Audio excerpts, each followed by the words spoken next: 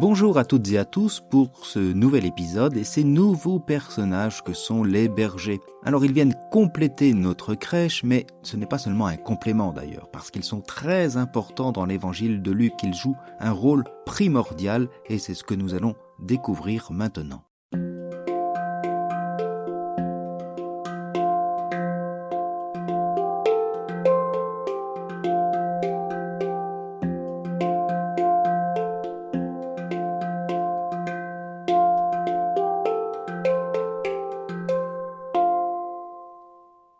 En ces jours-là parut un édit de l'empereur Auguste ordonnant de recenser toute la terre. Ce premier recensement eut lieu lorsque Quirinius était gouverneur de Syrie, et tous allaient se faire recenser, chacun dans sa ville d'origine. Joseph lui aussi monta de Galilée depuis la ville de Nazareth vers la Judée jusqu'à la ville de David appelée Bethléem. Il était en effet de la maison de la lignée de David. Il venait se faire recenser avec Marie, qui lui avait été accordée en mariage et qui était enceinte. Un recensement de toute la terre. Alors, l'expression est exagérée, mais elle veut souligner combien le monde est soumis à l'autorité de l'empereur et aux puissances mondaines. Il peut paraître d'ailleurs étrange et inconcevable que l'on soit recensé dans son lieu de naissance et non dans son lieu de domicile.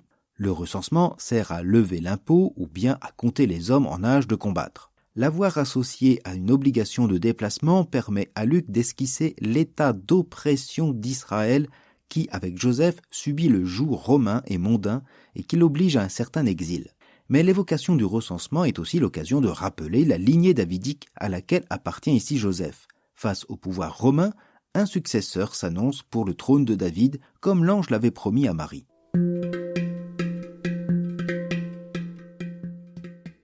Or, pendant qu'ils étaient là, le temps où elle devait enfanter fut accompli, et elle mit au monde son fils premier-né. Elle l'emmaillota et le coucha dans une mangeoire car il n'y avait pas de place pour eux dans la salle commune.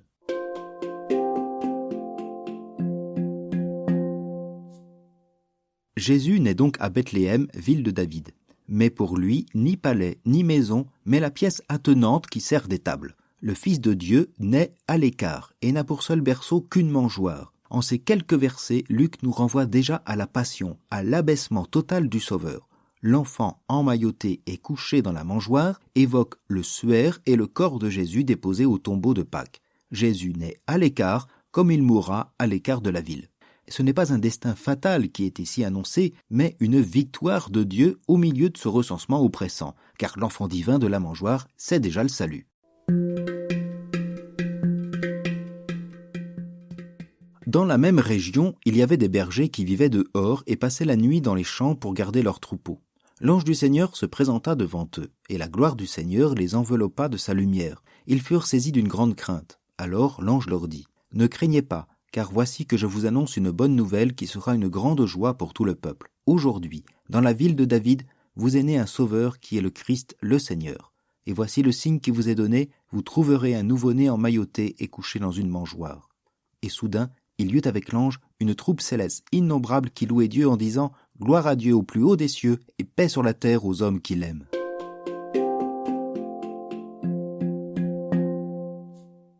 Finalement, la scène, à y regarder de près, est assez terrifiante. Un ange apparaît dans la gloire de Dieu jusqu'à ce qu'une armée céleste innombrable le rejoigne. Même à l'Annonciation, nous n'avons pas eu une telle description. La scène est terrible à voir. Un ange et une armée céleste comme si un combat pouvait advenir. Pourtant, ces anges se manifestent à de vulgaires bergers. Ceux-ci ne sont guère appréciés par leurs contemporains. Ils vivent dehors, eux aussi, à l'écart. Et ce mode de vie ne leur permet pas de suivre les lois de pureté. « Il vous est né un sauveur », leur dit-il pourtant. C'est-à-dire, non pas « il est né un sauveur », mais « il vous est né ». Il est né pour vous et pour vous sauver. Les premiers destinataires du message divin ne sont pas les ennemis, mais les bénéficiaires de simples bergers. Ils sont les premiers, eux qu'on considère en dernier, à accueillir la grande joie et la bonne nouvelle d'un salut.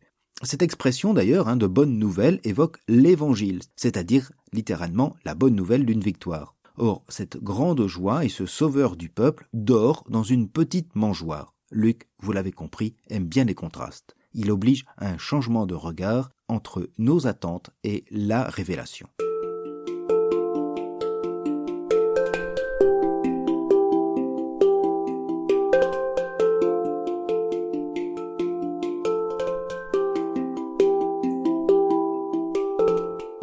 L'évangéliste introduit dans ce récit de naissance un élément perturbant sur lequel il va insister par 3 fois. Le nouveau-né est couché dans une mangeoire. Cette insistance dépasse le détail historique, d'autant que les évangiles ne sont pas des reportages in situ. Luc veut attirer notre attention sur cet élément qui ressemble presque à un message codé de Radio Londres.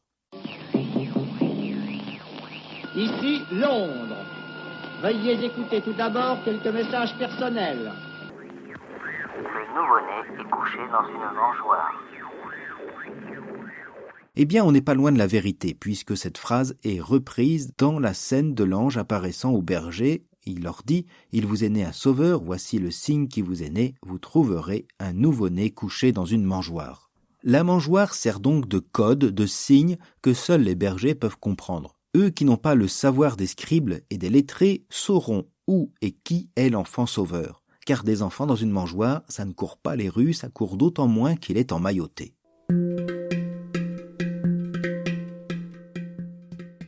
Lorsque les anges eurent quitté les bergers pour le ciel, ceux-ci se disaient entre eux « Allons jusqu'à Bethléem pour voir ce qui est arrivé, l'événement que le Seigneur nous a fait connaître. » Ils se hâtèrent d'y aller, et ils découvrirent Marie et Joseph avec le nouveau-né couché dans la mangeoire.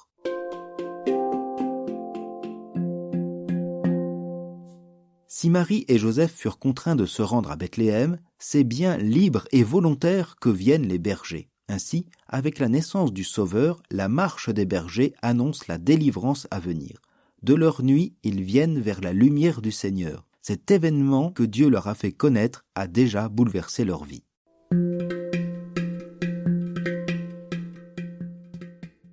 Après avoir vu, ils racontèrent ce qui leur avait été annoncé au sujet de cet enfant. Et tous ceux qui entendirent s'étonnaient de ce que leur racontaient les bergers. Marie, cependant, retenait tous ces événements et les méditait dans son cœur. Les bergers repartirent. Ils glorifiaient et louaient Dieu pour tout ce qu'ils avaient entendu et vu selon ce qui leur avait été annoncé.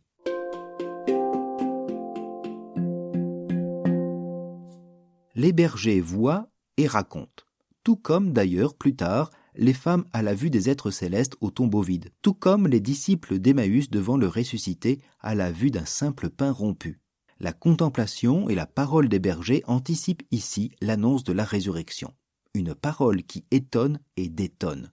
Ici, ceux qui en sont porteurs n'ont pas la science des lettrés, la pureté des religieux. Ce ne sont que de simples va-nu-pieds, quasi analphabètes, qui se font des porte-paroles du Seigneur. Les bergers sont déjà les disciples, humbles et eux aussi comblés de grâce. Marie retenait tous ces événements et les méditait dans son cœur. Les événements dont il est question sont bien ici les paroles des bergers, comme l'indique le contexte de ce verset. Celle qui pourtant a mis au monde le divin enfant que l'ange annonçait a encore tout à saisir par la parole des bergers.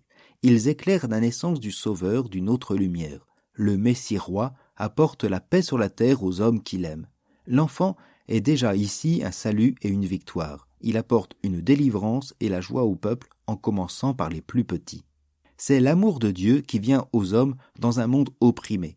Ce n'est pas la guerre qui vient, et l'armée des anges n'a pour arme que le chant. S'il y a une révolte, les premiers révolutionnaires sont des bergers qui rendent gloire à Dieu pour la venue d'un enfant sauveur.